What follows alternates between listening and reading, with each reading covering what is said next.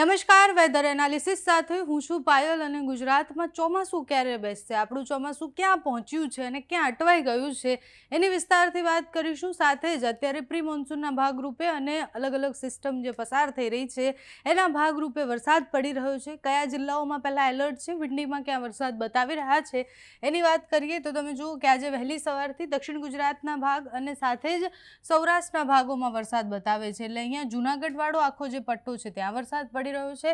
કચ્છમાં પણ વરસાદની આજે સંભાવના છે, કારણ કે મોરબીની આસપાસ, ગાંધીધામની આસપાસ વરસાદની સંભાવના છે. દરિયાકાંઠાના વિસ્તારમાં વરસાદ પડી શકે તેવી સંભાવના છે. અમદાવાદમાં પણ વાદળછાયું વાતાવરણ છે, ત્યાં પણ સાંજ સુધીમાં વરસાદ છૂટો છવાયો પડે. વિરમગામમાં વરસાદની આગાહી છે. વહેલી સવારે 8-9 વાગ્યાની આ સ્થિતિ છે. જેમ જેમ દિવસ જશે એની તીવ્રતા ઓછી થતી દેખાય છે. દરિયાકાંઠાના વિસ્તારોમાં વરસાદની સંભાવના વધારે છે. પોરબંદરથી લઈને મહુવાથી લઈને ભાવનગરના દરિયાકાંઠાના વિસ્તારમાં, સાથે જ વાપીમાં પણ વરસાદની સંભાવના છે. એટલે ધીરે ધીરે દક્ષિણ ગુજરાત અને દરિયાકાંઠાના વિસ્તારમાં આગામી 1-2 દિવસ સુધી વરસાદ પડે તેવી સંભાવના છે. મોડી રાત સુધીમાં અમદાવાદથી લઈને મધ્ય ગુજરાતના અમુક વિસ્તારોમાં અને દરિયાકાંઠાના વિસ્તારોમાં ભારે પવન સાથે વરસાદ પડે તેવી સંભાવનાઓ અત્યારે દેખાઈ રહી છે. 16 તારીખે તમે જુઓ કે એ થોડુંક એનો વિસ્તાર વધતો જશે.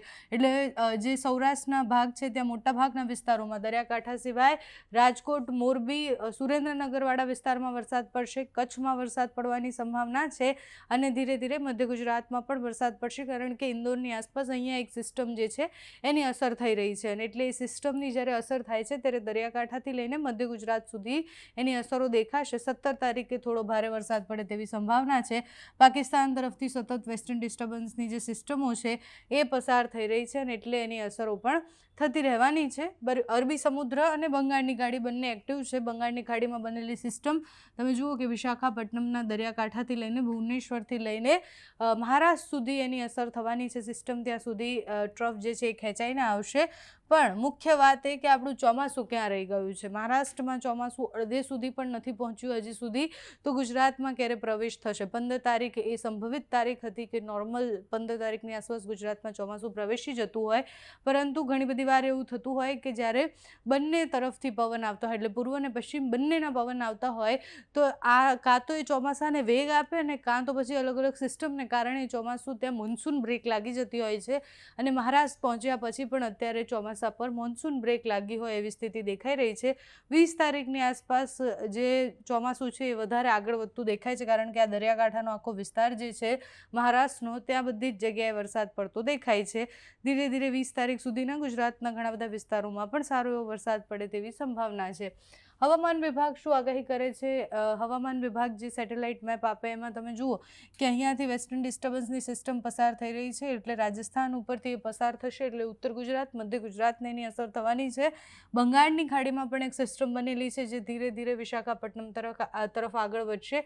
એની પણ આપણે વાત કરી હતી. એટલે ગુજરાતમાં હજી ચોમાસાને તો વાર છે, એટલે ચોમાસું હજી પહોંચ્યું નથી, પણ એની અસરો જે છે, ચોમાસા પહેલાંનો જે વરસાદ છે એ ધીરે ધીરે વધી રહ્યો છે.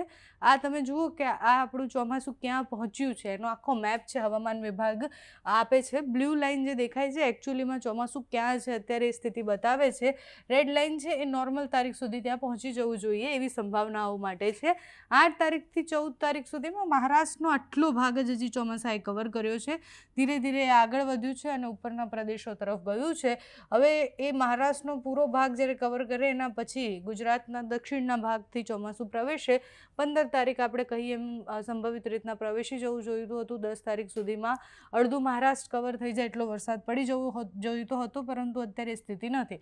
આ વખતે જે ચોમાસાની પેટર્ન છે એ પણ બદલાઈ છે. તમે જુઓ કે જેમ જેમ આ બધા જ તમે જુઓ કે અરબી સમુદ્રમાંથી જે રીતના ચોમાસું આ બાજુ તમે જુઓ કે આમ જે વળાંક લઈને જાય છે, આ વખતે એકદમ સીધી લાઈન દેખાય છે. એટલે ચોમાસા એ પશ્ચિમ અને પૂર્વના જે પવનો છે એ પણ એને અસર કરે છે. અને આ વખતે સંભવિત રીતના જો ચોમાસું પ્રવેશે છે તો માત્ર દક્ષિણના ભાગો નહીં પણ અડધા સૌરાષ્ટ્રને પણ એની અસર થાય, એના પછી મધ્ય ગુજરાત અને સૌરાષ્ટ્ર અને કચ્છને અસર થાય એવી રીતના ચોમાસું પ્રવેશશે. એટલે આ વળાંક જે દેખાય છે એ વળાંક ન પણ હોય, સીધી દિશામાં, સીધી લાઇનમાં તમને ચોમાસું આગળ વધતું દેખાય. એટલે એ ધીરે ધીરે જેમ જેમ આગળ વધશે એ મોટા ભાગે દક્ષિણના ભાગથી આગળ વધી અને પછી મધ્યના ભાગોને પણ કવર કરશે અને સૌરાષ્ટ્રના ભાગને પણ કવર કરે એવી સંભાવના છે.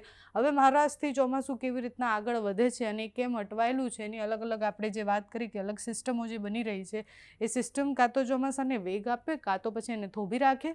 અને અત્યારે સ્થિતિ એ છે કે બંને બાજુથી જેટલી સિસ્ટમો બને છે ઉપરથી વેસ્ટર્ન ડિસ્ટર્બન્સની સિસ્ટમ રાજસ્થાન તરફ આવી રહી છે એની અસરને કારણે પણ ચોમાસું અત્યારે ક્યાંક અટવાયેલું દેખાઈ રહ્યું છે.